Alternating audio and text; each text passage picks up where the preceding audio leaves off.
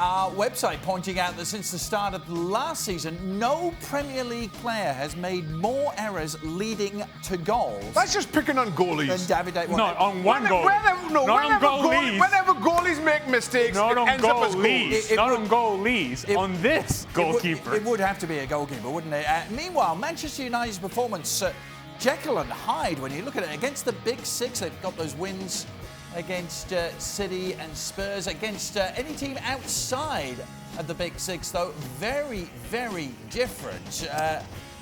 Julien Laurent, what's going on? And let me ask you this. Mauricio Pochettino is still out there on gardening leave, whatever you want to call it, waiting for employment. Why isn't he Manchester United manager?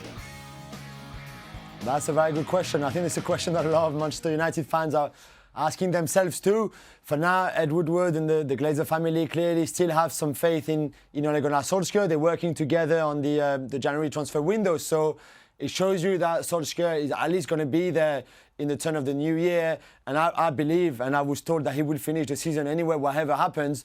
But that doesn't hide from the fact that he hasn't been good enough. He's been in job for a year now. I think yesterday on Sunday was the 1 year anniversary. And he's just not good enough. Yes, there's those very good games and performances against the top clubs, and we've seen that this season especially. There's this incredible stats as well, that when United have had more than 50% of the ball in those Premier League matches, well, they've only won once, which shows you that every time they have a lot of the ball and they can't play their usual plan A game, which is hitting teams on the counter-attack because they have so much of the ball, they don't know how to win games. They can't win games. They're not creative enough.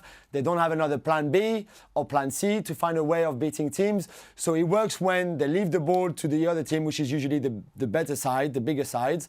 And we saw that against Liverpool or Chelsea or Arsenal or Spurs or Manchester City in that instance. But when it's the other way around, they really struggle. And the fact that Paul Pogba was missing for so long obviously hadn't helped that. And we saw against Watford in the 25 minutes that he played how beneficial it will be to that team because he was so good in 25 minutes and so creative. But yeah, it shows you as well the limitations of Ole Gunnar Solskjaer in that job. So, Frank, if you were Ed Woodward, which is quite a thought in itself, but if you were Ed Woodward, would you be the Christmas Grinch and show Ole Gunnar Solskjaer the door? It's hard because, as Jules said and as you showed, he had some results with big teams, and it reminds me the national team of France where they become champion of the world without having the ball more than 50% most of the time, and mostly playing in counter-attack. So is that a modern football? Is that another way to play football? Comparing to Guardiola, who wants to have like 60 or 70% of the possession, even more, the possession of the ball? I don't know. But it's hard also for Ole Gunnar Solskjaer because, of course, Manchester United is one of the biggest clubs in the world, that people expect results. But when you see the personality and the individuals of each players, or when you see the squad that they have, I'm not sure they can pretend to be in a better rank that they are right now. I see players, I see good players, I don't see exceptional players. I know that one of the talent that we have in the studio put De Gea, one of the best goalkeeper or the best goalkeeper of the decade, where he had made many mistakes compared to other goalkeepers. So when That's you see, Shaq, by the way, he's talking about you, Shaq. Yeah, I know. Yeah, of course. But when you see the team that I played around '99 with Ole Gunnar Solskjaer in the team, in the squad, being substitute because of the excellency of the individuals, you cannot compare the Manchester United that we watch right now with the one where we saw like 2 decades ago or even a decade ago. So it's hard for the fans.